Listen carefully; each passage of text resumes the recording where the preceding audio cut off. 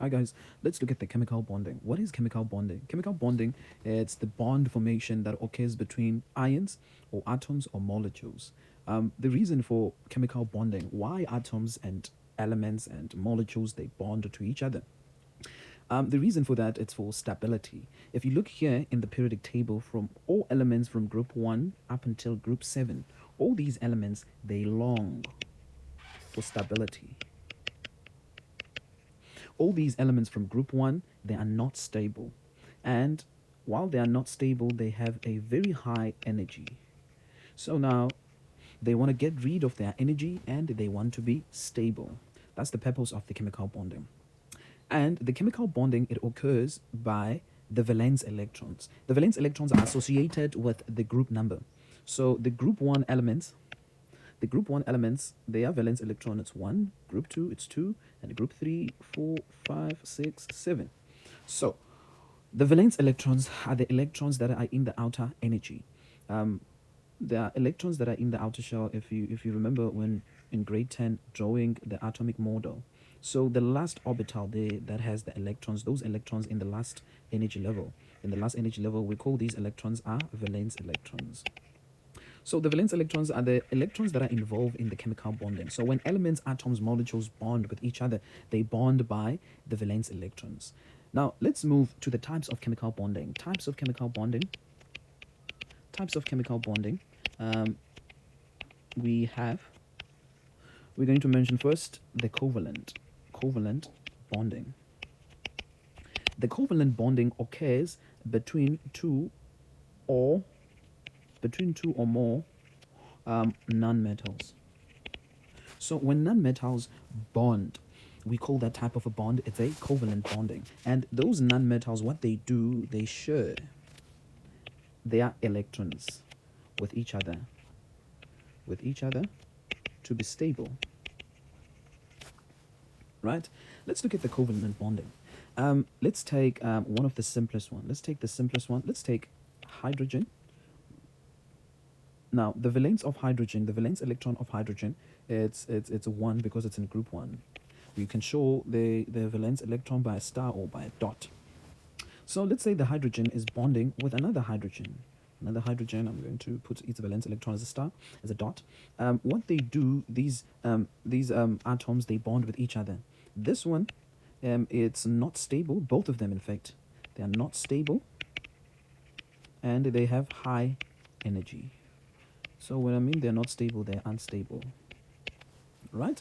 So what they're going to do, they're going to share with each other these electrons. So each hydrogen there needs 1 electron to be stable.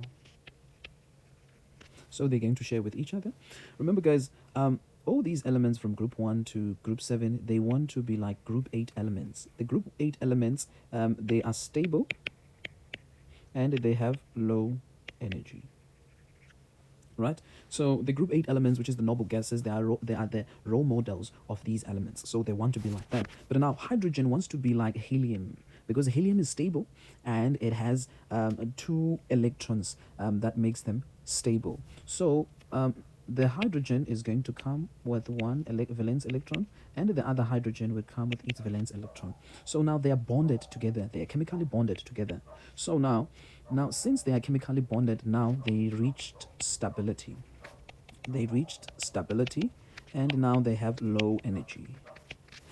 Right? So these electrons that they share with each other, we call them bonding pair.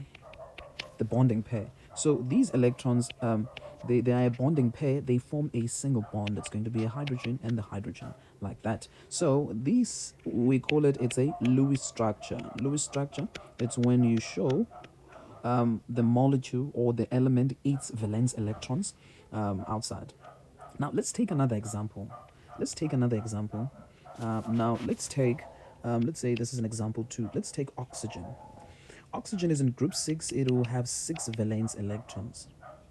6 valence electron. So this oxygen is bonding with another oxygen. It's bonding with another oxygen. So what is happening here? If you look at oxygen, it has 6 electrons and it needs 2 electrons to be stable, to be stable, now it must get the share of the 2 electrons from this one. Same applies with this oxygen. It has 6 electrons and it needs 2 electrons to be stable. So what they're going to do, these two, they're going to share the 2 that they need from each other. So it's going to be the 2 from this oxygen, and there'll be the electrons that remained there. I'll tell you what are they. And this oxygen will bring the 2 electrons and share with the other oxygen, the 2 electrons there. Now if you're looking here now, in order for the elements to be stable, except hydrogen, all the other elements, they need 8 electrons around it. So they need 8 valence electron around it. Let's look at this oxygen. You see it has 8 electrons. It's 2, 4, 6, 8.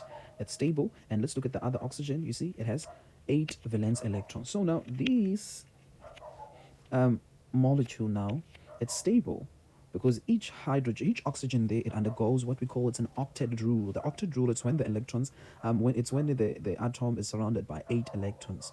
We call it, it's an octet rule. Now it's stable. So now these electrons, we call them again bonding pairs. Bonding pairs. They are the 2 pairs, right? And these electrons that are not bonded, the ones that are just surrounded there, we call them lone pairs. We call them lone pairs. They're just standing alone there. We call them lone pairs. Now, this molecule, this is a Lewis structure. This is a Lewis structure of what? Of oxygen. Oxygen gas. This is a Lewis structure. So when you draw a Cooper structure of that to see what type of bond order that will occur in the bonding pairs, you write oxygen, and the each pair there will form a single bond, and each pair will form a single bond, and then there will be other oxygen with its lone pairs. So the oxygen forms a double bond. We call this one, it's a double bond. Double bond between, it's 1, 2 bonds. We call it, it's a double bond. It's a bond order. Remember in hydrogen there was a what? There was a single bond. This was a single bond, right? Now let's take another molecule. Let's take another molecule now. Let's take a nitrogen. Nitrogen is in group 5. It will have 5 valence electrons around it. It's bonding with another nitrogen. Now what you need to note about these, each nitrogen needs 3 electrons to be stable, because it has 5. Remember, all the elements, they need 8 electrons around it in order to be stable. So what's going to happen here? Each nitrogen will share 3 electrons to each other to be stable. Now let's look at how they bond. So this this nitrogen will share the 3 electrons with this, and this one will share 3 with this nitrogen. So here they, this one, here's the 3 that it shares. It's going to bond with those 3 electrons, and then it will remain with 2.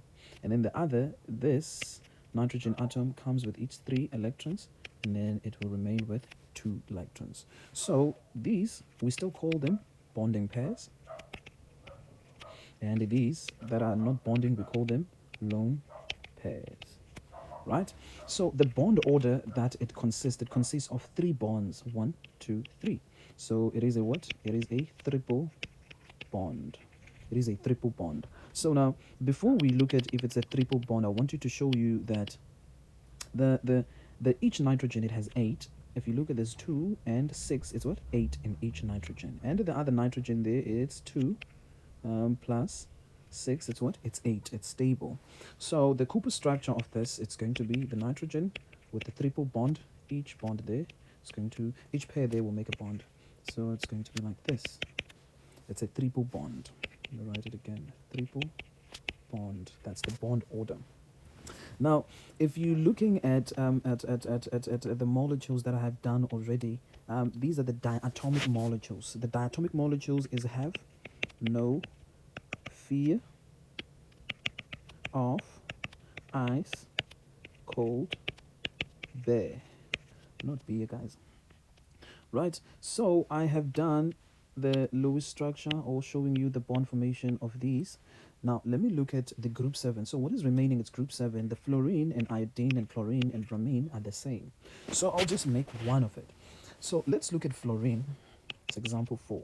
Let's look at fluorine. Fluorine, it's in group 7. It will have 7 electrons around. It's bonding with another fluorine. So if you're looking at them, each needs 1 electron to be stable. So they have to share with each other that 1 electron that they both need. So what's going to happen? Let me use another pen, another color. So the fluorine, it's going to share its electron with that, and then that fluorine, the other fluorine atom will bring its electron there. Now if you look at each fluorine there, they have 8 electrons. So they undergo what we call, it's an octet rule, noble gas configuration. So this will be a single bond between them and the valence electrons, right? So it's the same as for chlorine and the bromine and iodine, because they are in the same group. Now guys, if you look at all of these were the chemical bonding of the diatomic molecules, which is the molecules that they come by two. So they always come by 2, and they're gases, guys. Gases, they always have the subscript of 2 there, subscript of 2. It's 2 of each, right? Let's look at now when the molecule, it's of different elements. Now let's take different elements. Let's say it's hydrogen bonds with oxygen. Let's see what is going to happen. What bond is going to be formed? But what you need to understand here is that when hydrogen bonds, this will take us to grade 10. When hydrogen bonds with oxygen, the oxygen needs 2 electrons and the hydrogen needs 1. So what is going to happen? If you bring 1 hydrogen, it's not going to fulfill the needs of oxygen, because oxygen needs 2 and the hydrogen will bring 1. So this simply means that we have to bring 2 hydrogens there. So if we bring 2 hydrogens, we're going to have 2 electrons that we're going to share to oxygen. And even oxygen, the 2 electrons will share 1 electron to each hydrogen there. So let's look at this, how it's going to happen. So it's going to be 2 hydrogen. I'm going to put the square bracket. It's 2 hydrogen, each with 1 valence electron, bonding with oxygen with 6 valence electron, because it's from group 6. So this is what is going to happen. 1 hydrogen will share 1 electron, 1 hydrogen will share 1 electron there. So since each hydrogen there needs 1 electron, so oxygen will share to them. So this is how we draw that. The oxygen will be a central atom, sorry. So these are the 2 electrons that oxygen shares, these 2. So this is what is happening now.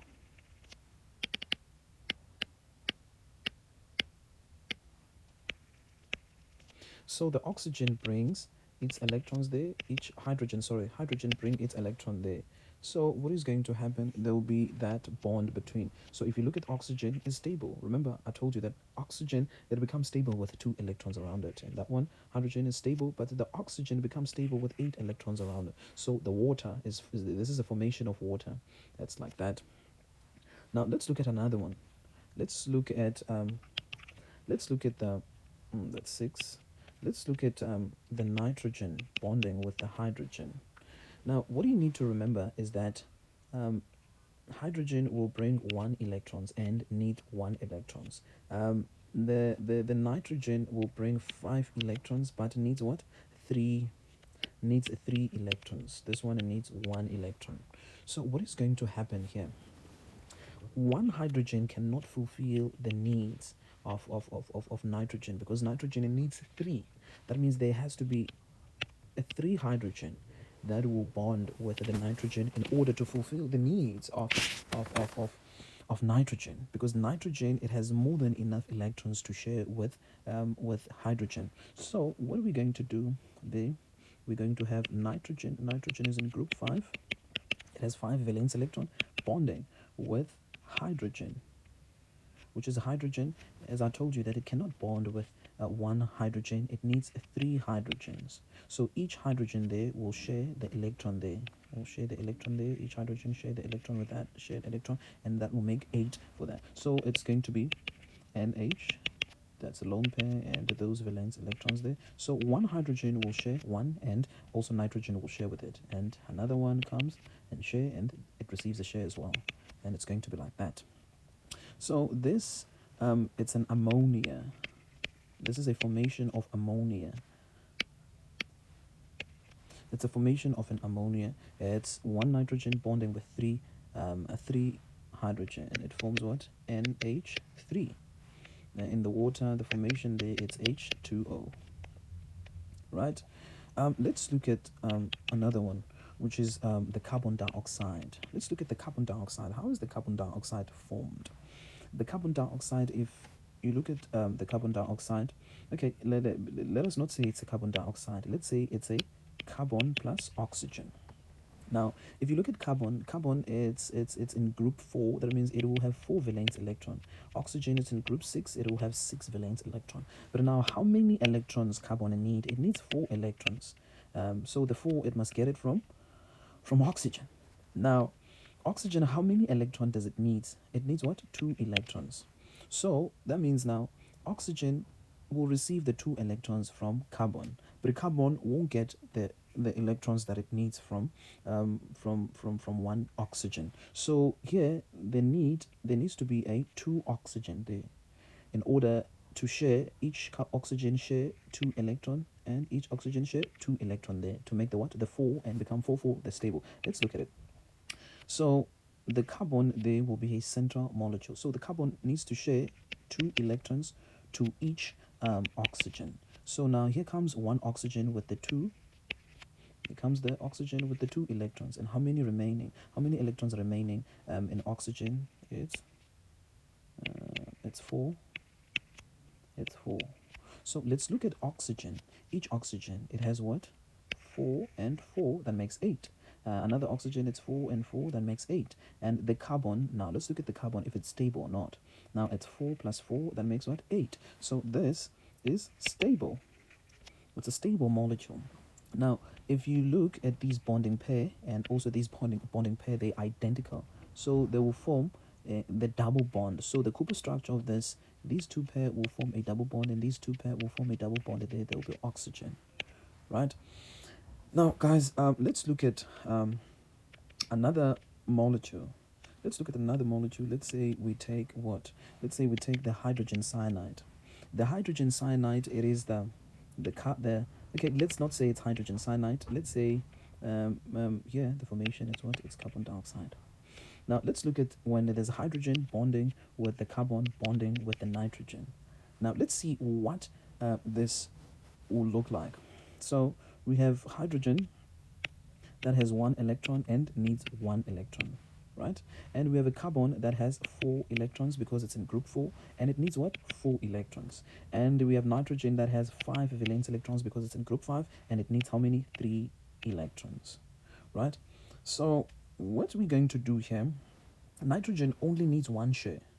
So can it receive this share from carbon? So if it receives this share from carbon, this simply means that carbon will be left with what? With 3 electrons. And those 3 electrons that carbon is left with is going to share with what? With nitrogen. As well as the hydrogen, it will share 1 electron to the carbon. This valence electron will share with the carbon. So the carbon will share 3 to the nitrogen, and the nitrogen will share 3 electrons to the carbon. Let's see it. Here's the hydrogen, it shares 1, and the carbon shares 1 electrons. And then how many electrons are remaining in the carbon? It's 3. So that 3 of carbon will share to the nitrogen, and the nitrogen, it needs 3. And how many electrons that carbon will need in order to be stable? Now it has 2, 4, 5, 2, 3, 4, 5. It has 5. That means nitrogen, it has to share 3. And then how many electrons are remaining for nitrogen? It's remaining with 2 electrons. So hydrogen cyanide, it's like that. Let's look at the stability. Hydrogen, It's stable. Carbon is stable with 8, and nitrogen is stable with 8. So the copper structure of this is going to be like this. This is a single bond, and this will be the triple bond between the nitrogen and carbon, and of course with that lone pair there. One more example on the covalent bonding. Let's look at the carbon plus hydrogen. That's going to produce CH4.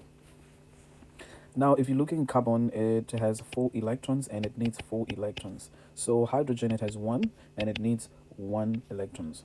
So the carbon is not going to be fulfilled. It needs by 1 hydrogen, so it will need 4 because it needs 4 electrons. So that's why it becomes CH4. Let's look at the chemical bonding there. It's going to be carbon with 4 valence electrons bonding with 4 hydrogen, each with 1. So what's going to happen? Each hydrogen will share 1 electrons there. Each hydrogen will share 1 electron. Each will share 1 electron there. So it's going to be the carbon with each valence electron. So each hydrogen will share and will also receive a share. Each hydrogen will share and receive a share. So it's going to be like that. So that's the Cooper structure of CH4, which is this is what? This is a methane. It's a biogas. So its Cooper structure, it's going to be like that, right? Now let's look at the dative covalent bonding. Dative covalent bonding. A dative covalent bonding, it's also called coordinate covalent bonding. It's still part of covalent bonding. Now the dative covalent bonding, let's look at the first example. Let's look at water. It's H2O. The H2O, that is the covalent molecule that is stable, it's bonding with the hydrogen ion. So it's water bonding with the hydrogen ion.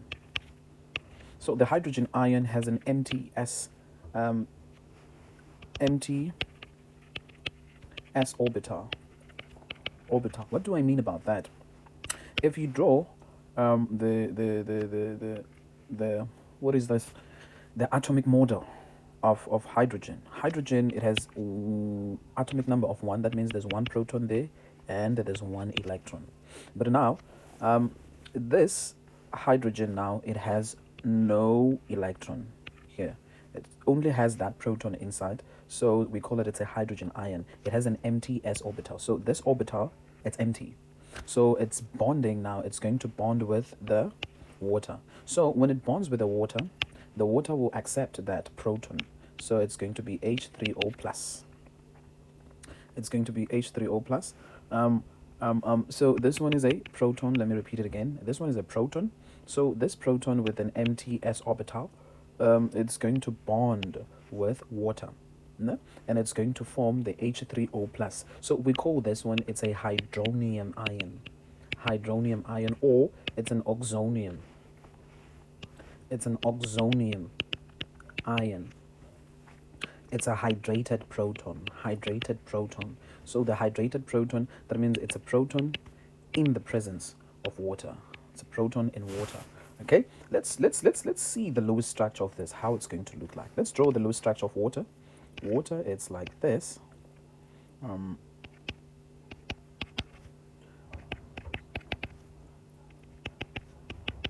Water is like that, the Lewis structure of water. We add the hydrogen ion, which is, it's a proton. So this proton, it's going to be located in one of the lone pairs. In one of the lone pairs of what? Of water. It's this or that. So it can sit in one of the two. So now, since it's empty, it has no electrons and it longs for stability. So it will receive the two electrons that it needs. It will receive the 2 electrons from these lone pairs. So it's going to be like this.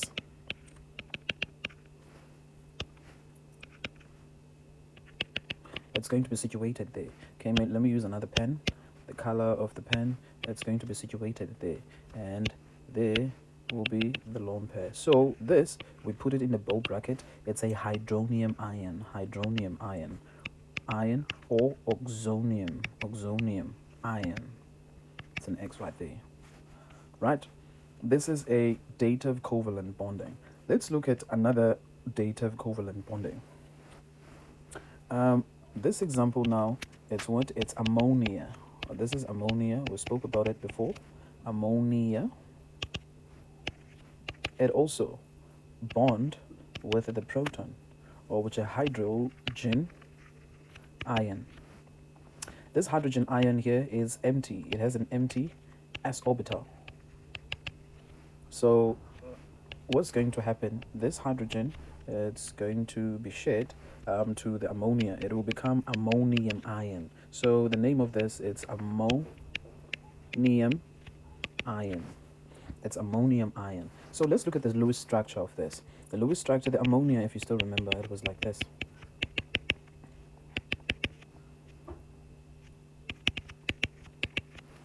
And the Lewis structure of ammonia. Here's the hydrogen with an empty s orbital. It's hydrogen ion, not hydrogen, sorry for that. So it's going to go and be shared, that lone pair, and become stable. So it's going to be like this. So there's the hydrogen. Now if you look at this hydrogen now, it's stable now, because it has the 2 electrons that it needs to be stable. Even in this one, this hydrogen is what? Is stable. Right, so this we don't write it like this, we write it like this. We have to put the bold brackets and the net charge there. The net charge, this is a what? This is an ammonium ion. This is an ammonium ion.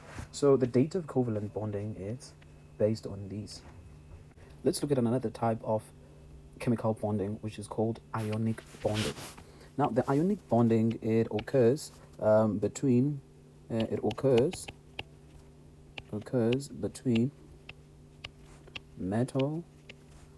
and non-metals. And what is happening about the electrons? In the ionic bonding, there is a transfer of electrons. Unlike the covalent bonding, there was a sharing of electrons in the covalent bonding, and the covalent bonding, it was occurring between 2 or more nonmetals. This one, it occurs between metals and non-metal. Let's look at an example of an ionic bonding. One of the common household chemical or substance is sodium chloride. Sodium chloride, this is a what? Sodium is a what? Is a metal, and chlorine is a what? Is a non-metal. Right? So this, we call the bond between them is an ionic bonding. And this is an ionic compound. The sodium chloride, it's not called a salt because it is its only unique name. It is a salt because it's an ionic compound. Any ionic compound, a metal and a non-metal, we call it as a salt. But this one, it's a table salt. It's a table salt because it's eatable. There are other salt, like, let's look at an example like the magnesium oxide. This is a what? This is a salt. It's a metal and a non-metal. Let's look at KCl. This is a KCl is a what? Is a salt. Let's look at the lithium oxide. Lithium oxide. It's a salt. Potassium fluoride. It's a what? It's a salt. It's a salt. So any metal bonded with a non-metal, metal with a non-metal, metal with a non-metal, we call that it's an ionic compound, and it is a salt. Let's look at the Lewis structure. Let's look at the Lewis structure of an ionic compound. Lewis structure of the ionic compound. The Lewis structure of an ionic compound, or ionic bonding. Now let's take the first one that we started with. Let's take the sodium chloride. How is the sodium chloride bonded? So this happens in steps. Let's say that's an example A. The first step of the Lewis structure of this, it occurs in step. The first step, you focus on the metal, right? You focus on the metal, and the metal, while it loses its electron. So there's going to be a sodium ion. So this one, it's a sodium ion. No, sorry. It's a sodium atom. So why do we call it a sodium atom? Because it's neutral at this point. What do we mean it's neutral? Its proton and its electrons are still equivalent. It has it hasn't lost or gained electrons yet. Now we see now after an arrow there that it's a sodium, but it is a charge there. So we no longer call it a sodium atom. We call it a sodium ion because of that ion there. right? And now that ion tells us it has lost one electron. So where's the electron? You show the electron next to it. So all the time here in this step, you write a metal and then an arrow and a metal ion and a metal ion. Okay, let me just rewrite it here. All the time in this first step, it's going to be a metal and an arrow and show the metal ion and plus the what? The electron all the time. So in this case, in this sodium ion, it has lost one electron. And next to it, you should put the electron that it has lost, right? And then step number 2 in this Lewis structure, you focus on the metal. So this metal has lost or has transferred. Lost or transferred. It has lost or transferred the electron to a what? To a non-metal. Another thing that I forgot to tell you guys, the ionic bonding, there's a transfer of electrons from a metal to a non-metal. Now, let's look at the non-metal now. When the non-metal receives an electron. So, and also here, what I forgot to show you there, this metal that is going to lose electron, you show its valence electron next to it. You put its valence electrons next to it. This is sodium, it's in group 1, it's going to have one valence electron. Now step number 2, I'm going to show chlorine with its valence electron. Chlorine, it's in group 7, it's going to have 7 valence electron outside it. Now the one electron that was transferred by sodium, now here is chlorine is receiving the electron. So you show it after the arrow when it has received the electron. Here's the electron that it has received, but you need to put the bulb bracket and put the negative. All the time, guys, if you notice, when a metal has lost electron, it becomes positively charged, or it has lost or transferred the electron, it becomes positively charged. When a non-metal has received the transfer of electrons, it becomes negatively charged. And then the third step, you show this metal and metal ion and this non-metal ion, so bonding together. So you add them together, it's going to be sodium ion plus the chloride bonding together. So this is going to be, this is how you're going to show it. It's going to be sodium and chlorine. There's an attraction there, and this will form what? The salt, right?